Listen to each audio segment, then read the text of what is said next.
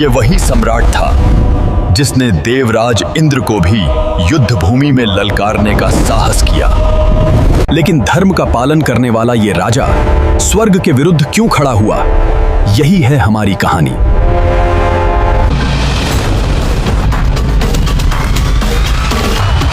अयोध्या से समय की धारा को पीछे मोड़िए। जब रघु केवल एक युवा राजकुमार थे, बचपन से ही उनका तेज, साहस और अनुशासन सबसे अलग दिखाई देता था। आइए लौटते हैं उस समय जब रघु केवल एक युवा राजकुमार थे और महान बनने की तैयारी कर रहे थे। रघु की धनुर्विद्या इतनी अद्भुत थी कि उनका प्रत्येक निशाना लक्ष्य के हृदय को भेद देता था। अद्भुत! ये अविश्वसनीय है। युद्ध कला में वे जितने प्रखर थे, उतने ही विनम्र भी। उनके गुरु महर्षि वशिष्ठ उन्हें बार बार याद दिलाते कि केवल बल ही राजा की पहचान नहीं होता। बल का घमंड मत करना रघु। सच्चा विजेता पहले स्वयं पर विजय पाता है। रघु ने प्रण लिया कि उनका प्रत्येक अस्त्र केवल धर्म की रक्षा और निर्दोषों की सुरक्षा के लिए ही उठेगा। यही प्रतिज्ञा आगे चलकर उनके जीवन का सबसे बड़ा सिद्धांत बनी। गुरुदेव, मेरा प्रत्येक अस्त्र केवल धर्म और निर्दोषों की रक्षा के लिए उठेगा। घुड़सवारी, युद्ध नीति और नेतृत्व, हर कला में रघु अपने समकालीन राजकुमारों से कहीं आगे निकल चुके थे। वे केवल योद्धा नहीं, भावी सम्राट बन रहे थे। उनका धैर्य इतना अद्भुत था कि सबसे उग्र हाथी भी उनके स्पर्श से शांत हो जाता। शक्ति और संयम का ऐसा संतुलन विरले ही देखने को मिलता है। महर्षि वशिष्ठ ने उन्हें सिखाया कि ज्ञान के बिना बल विनाश का कारण बनता है। रघु ने इस शिक्षा को अपने जीवन का आधार बना लिया। जिस राजा के पास ज्ञान नहीं, उसका बल भी राज्य को विनाश की ओर ले जाता है। मैं आपकी शिक्षा को समझता हूं गुरुदेव। रघु ने समझ लिया था कि सच्ची विजय पहले अपने मन पर प्राप्त करनी होती है। ध्यान की गहराइयों में बैठकर उन्होंने अपने मन पर विजय पाई, क्योंकि जो स्वयं पर शासन नहीं कर सकता, वह संसार पर भी न्यायपूर्वक शासन नहीं कर सकता। इसी बीच अयोध्या में संकट का समाचार पहुंचा। जंगलों में छिपे डाकुओं ने निर्दोष ग्रामीणों का जीवन भय और अत्याचार से भर दिया था। महाराज, वनवासी और ग्रामीण डाकुओं के अत्याचार से त्राही त्राही कर रहे हैं। राजा दिलीप ने अपने पुत्र की ओर देखा। यह केवल एक युद्ध नहीं था, बल्कि उस शिक्षा की पहली परीक्षा थी जो वर्षों से उन्हें दी गई थी। रघु, समय आ गया है कि तुम अपनी शिक्षा की पहली परीक्षा दो। रघु ने बिना एक क्षण गंवाए अपने सैनिकों के साथ प्रस्थान किया।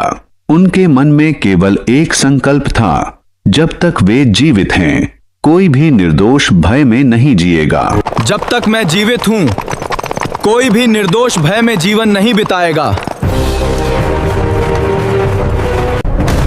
जंगल की निस्तब्धता एक क्षण में टूट गई।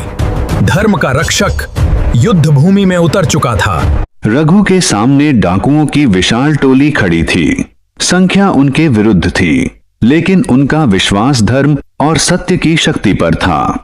एक अकेला राजकुमार और सामने मेरी पूरी सेना। आज तुम्हारा अंत निश्चित है। रघु के सामने संख्या नहीं, केवल धर्म था। उन्हें विश्वास था कि सत्य की शक्ति किसी भी सेना से बड़ी होती है। पहला आक्रमण बिजली की तरह आया, लेकिन रघु के बाण उससे भी अधिक तीव्र थे। डाकुओं ने एक साथ हमला बोल दिया, परंतु रघु के बाण बिजली की गति से निकले और देखते ही देखते शत्रुओं का पहला आक्रमण विफल हो गया। रघु ने अपने बाणों से डाकुओं के हथियार तोड़ दिए, लेकिन किसी का प्राण नहीं लिया।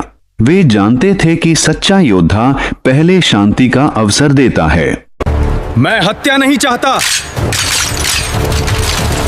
अपने हथियार डाल दो, अभी भी समय है। लेकिन डाकुओं का सरदार अहंकार से अंधा था।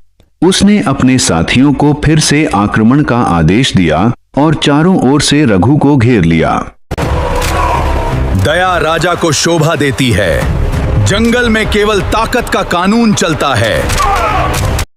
सैकड़ों बाण एक साथ रघु की ओर बढ़े, पर उनकी तलवार ऐसी घूमी कि कोई भी बाण अपने लक्ष्य तक पहुंच ही नहीं सका।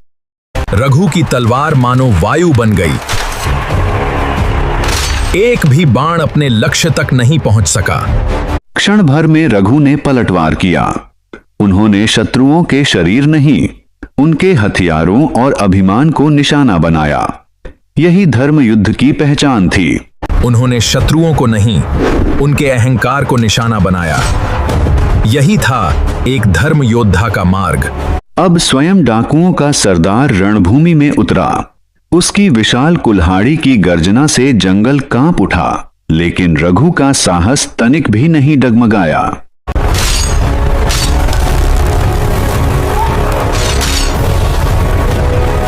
अरे हाथ क्या है?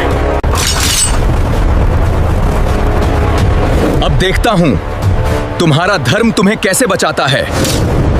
क्रोध शक्ति देता है, लेकिन संयम विजय दिलाता है। रघु ने यही सिद्ध कर दिया। दोनों योद्धाओं के बीच भीषण द्वंद्व आरंभ हुआ। हर प्रहार के साथ चिंगारियां उड़ती रहीं और अंततः रघु ने एक ही वार में सरदार का हथियार छीन लिया। यदि पश्चाताप सच्चा है तो जीवन तुम्हें दूसरा अवसर दे सकता है। परंतु विजय के उस क्षण भी रघु ने प्रतिशोध नहीं चुना।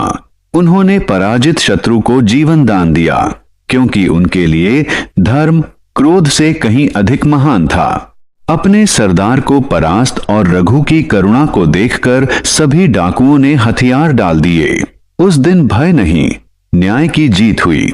जिस युद्ध का अंत रक्तपात से होना था, उसका अंत क्षमा और न्याय से हुआ।